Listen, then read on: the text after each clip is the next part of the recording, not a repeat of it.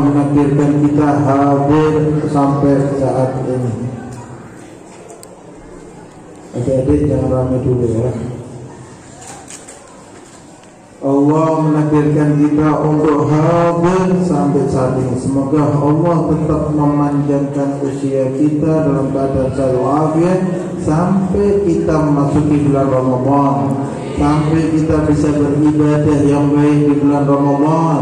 Dan apa yang Allah janjikan untuk umat Nabi Muhammad sallallahu alaihi wasallam di bulan Ramadan dari rahmat, pengampunan dan pembebasan api neraka, insyaallah kita semua akan mendapatkannya. Amin. Yang penting kita benar-benar ibadah, kita mantap, kita menghadapi Ramadan ini, persiapkan dari sekarang. Tetapi perlu diketahui, Nabi sallallahu alaihi wasallam pernah mendapatkan kabar dari Jibril alaihissalam. InsyaAllah di bulan Ramadan, umat Nabi Muhammad yang ibadah di bulan Ramadan, umat Nabi Muhammad yang sungguh-sungguh di bulan Ramadan, InsyaAllah akan mendapatkan pengampunan dari Allah, kecuali 4 orang. Hindari 4 orang ini, jangan sampai ada pada diri kita 4 hal ini, atau kita tergolong dari 4 orang ini. Karena 4 orang ini mau Ramadan, bahkan di riwayat lain ada apa, di Lailatul Nisfi Sya'ban, atau di malam-malam mulia bagaimanapun, 4 orang ini tidak bisa mendapatkan rahmat, tidak bisa mendapatkan pengampunan dari Allah Subhanahu wa taala. Yang mana lainnya mendapatkan pengampunan dari Allah Subhanahu wa taala? Siapa saja 4 orang ini? Yang pertama adalah mukminul khamar, orang yang candu, masih terus meminum khamar. Khamar itu dari kata-kata khamar yakhmur, menutup, yakhmurul akal. Makanya jilbab itu bahasa Arabnya juga khimar, pakai kha. Itu karena menutup aurat. Khamar itu dari kata-kata khamar yakhmur, menutup akal. Orang yang pakai khamar itu berarti dia menutup akalnya, menghilangkan nikmat akal, yang mana dengan akal ini manusia lebih unggul dari binatang. Manusia ini mau unggul apa dari binatang? Dari kekuatannya, gajah lebih kuat dari kita. Mau dari apanya, segala hal, hebat makannya atau apanya, binatang lebih hebat dari kita. Tapi manusia lebih hebat dari binatang adalah karena akalnya. Tapi bagaimana orang yang pakai khamar, termasuk khamar adalah narkoba, merusak akalnya, dia menghilangkan nikmat akal yang dengannya dia dimuliakan sebagai manusia. Na'udzubillah min. Dan hal ini saat ini ma'asyiral hadirin rahimakumullah, ini banyak. Khamar ini, narkoba, khamar, jenengan kalau nggak percaya, jenengan kalau mau nyambang ke tanya atau punya koneksi orang-orang yang sipir di penjara, yang paling penuh itu adalah blok narkoba. Paling full itu blok narkoba. Berarti yang paling banyak ini pemakai narkoba saat ini. Yang paling banyak ini khamr. Di kampung-kampung, di mana-mana semua ada ini mukminul khamr. Na'udzubillah, orang yang masih mukminul khamr ini mau Ramadan, mau Lailatul Nisfi Sya'ban, mau malam apapun, enggak bisa diampuni oleh Allah Subhanahu wa taala. Yang terus masih menggunakan khamr. Oleh karena itu, kalau saat ini masih ada di antara kita atau keluarga kita yang masih pakai narkoba, minum khamr dan lain sebagainya, tobat dari saat ini. Jangan sampai Ramadan masuk kita dalam na'udzubillah adalah masih mengkonsumsi hal-hal yang diharamkan oleh Allah Subhanahu wa taala. Yang kedua adalah aqul lil walidain, orang yang durhaka kepada kedua orang tuanya.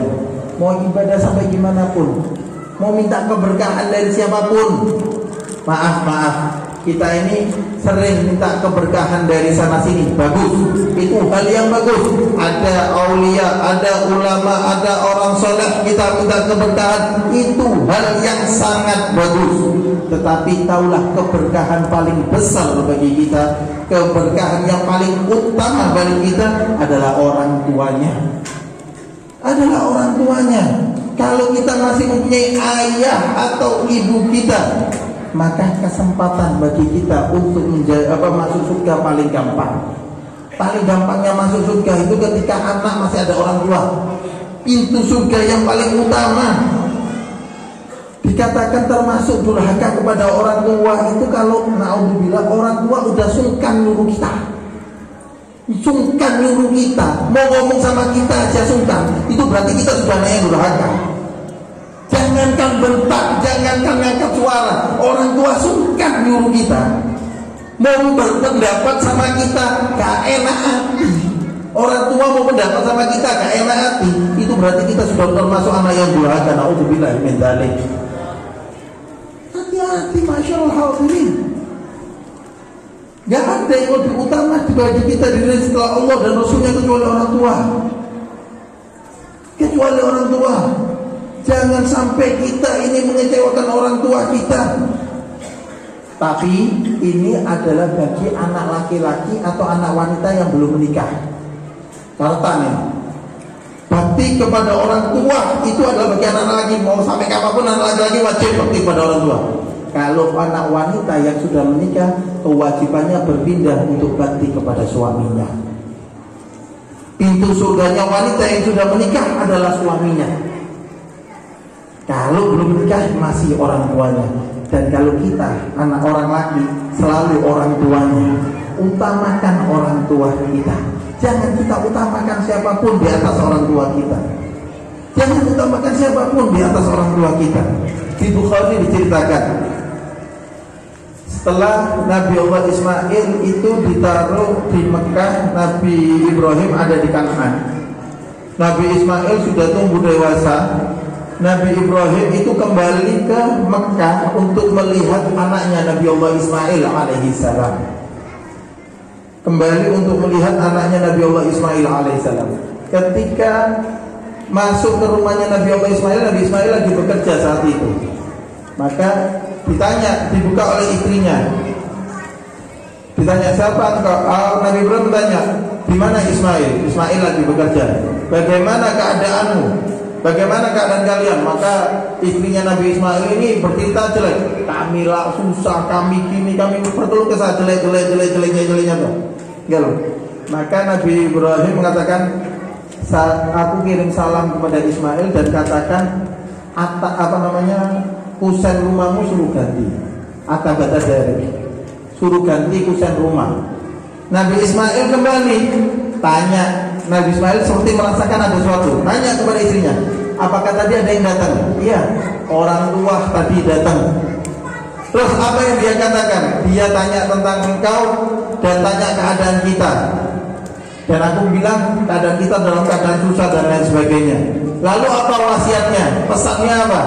Kaummu disuruh ganti kusen rumah. Kusen rumahmu suruh ganti. Maka Nabi Allah SAW mengatakan, itu ayahku Ibrahim. Yang dimaksud kusen rumah itu adalah kamu, wahai istri. Maka kembalilah kau ke rumahmu. Disuruh menceraikan, disuruh ganti. Akhirnya beberapa saat kemudian datang lagi Nabi Allah Ibrahim. Nabi Allah Ibrahim datang lagi. Kebetulan Nabi Ismail gak ada juga. Maka tanya lagi, keadaan yang sama. Tanya lagi. Maka perempuan yang kedua ini perempuan salehah. Bertanya, dikatakan Ismail lagi bekerja. Alhamdulillah, nikmat Allah Ta'ala berikan kepada kita, gak bisa kita balas dengan apapun. Allah masih memberi kita nikmat Islam dan iman dan lain sebagainya. Maka Nabi Ibrahim berpesan, salam kepada Ismail dan katakan kepada dia, tetapkan kusen rumahmu, tetapkan, jangan diganti kusen rumahmu. Nabi Allah Ibrahim Ismail masuk lagi, tanya, apakah tadi ada yang datang? Datang, diceritakan dan disuruh menetapkan kusen rumah. Engkau adalah kusen rumah itu tadi, disuruh menetapkan. Dari kita ini bagaimana Nabi Ismail taatnya kepada orang tuanya, karena beliau tahu bagaimana untuk taat kepada orang tua.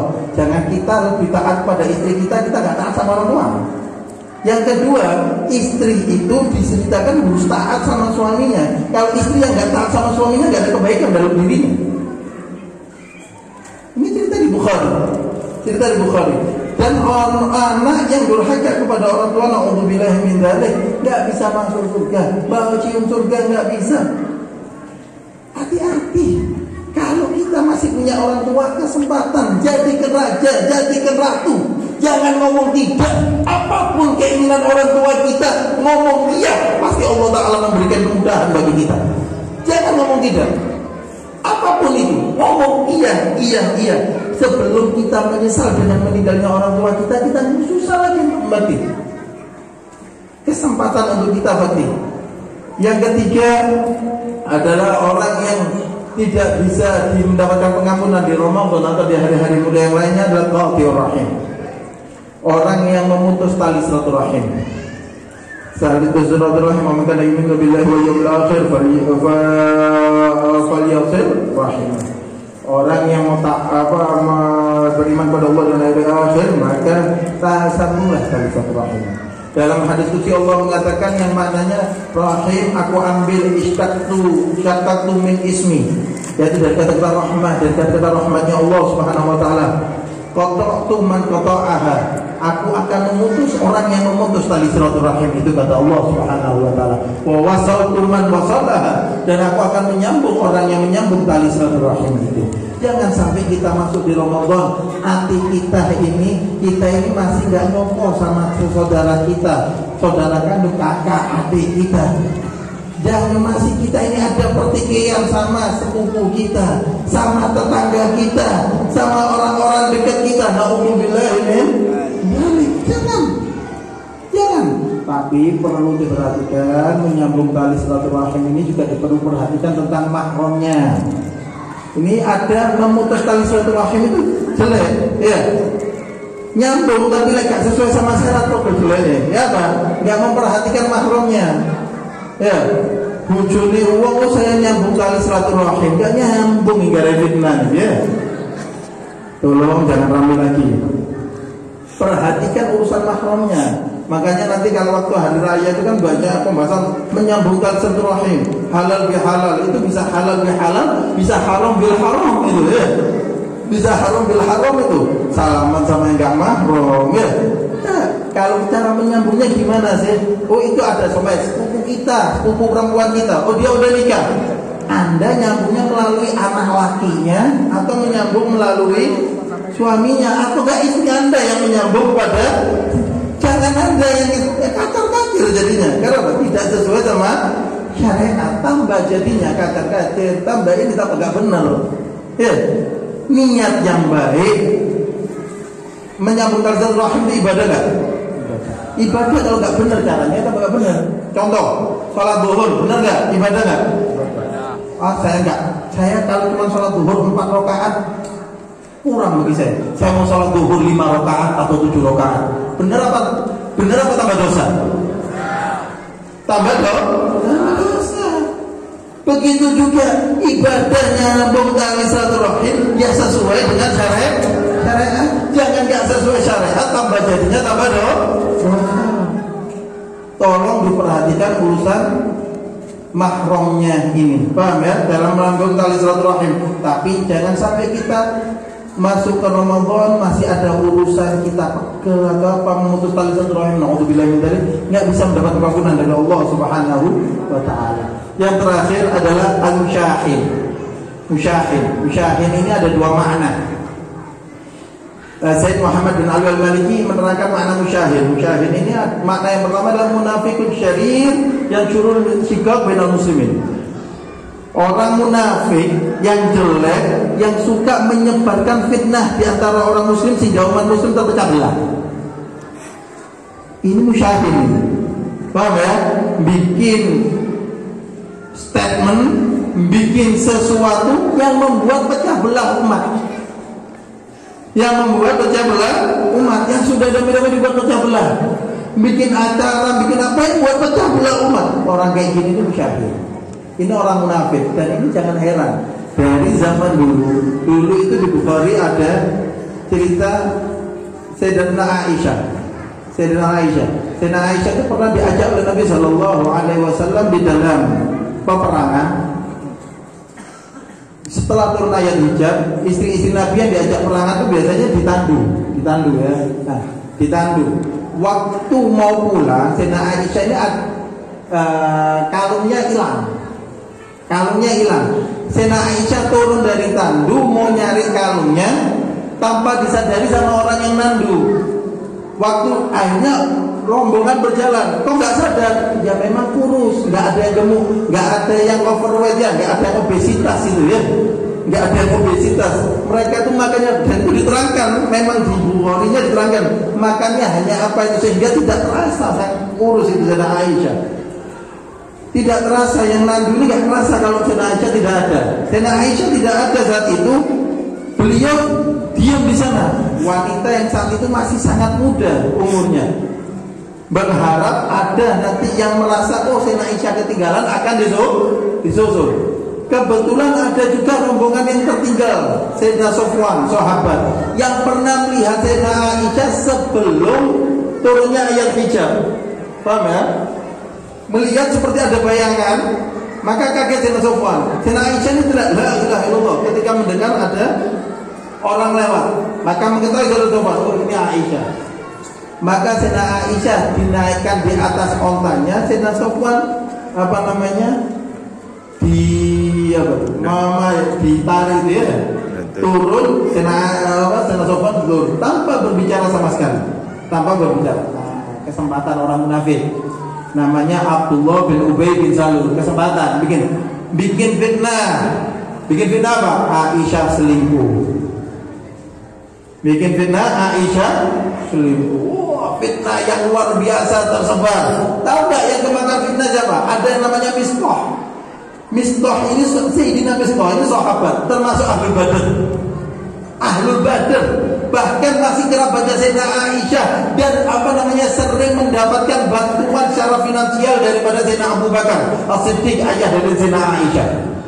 Bahkan waktu kejadian Mistah itu, waktu kejadian efek ini, Sayyidah Aisyah sakit, yang merawat Sayyidah Aisyah adalah Ummu Mistah, ibunya Mistah ini. Itu kemakan sama fitnah seperti ini.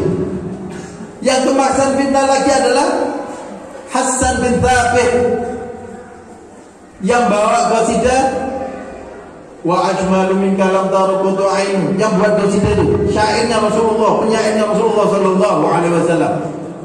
Hanna istri binti Abi Jahash, iparnya Rasulullah sallallahu alaihi wasallam. Ini ke bawah fitnah.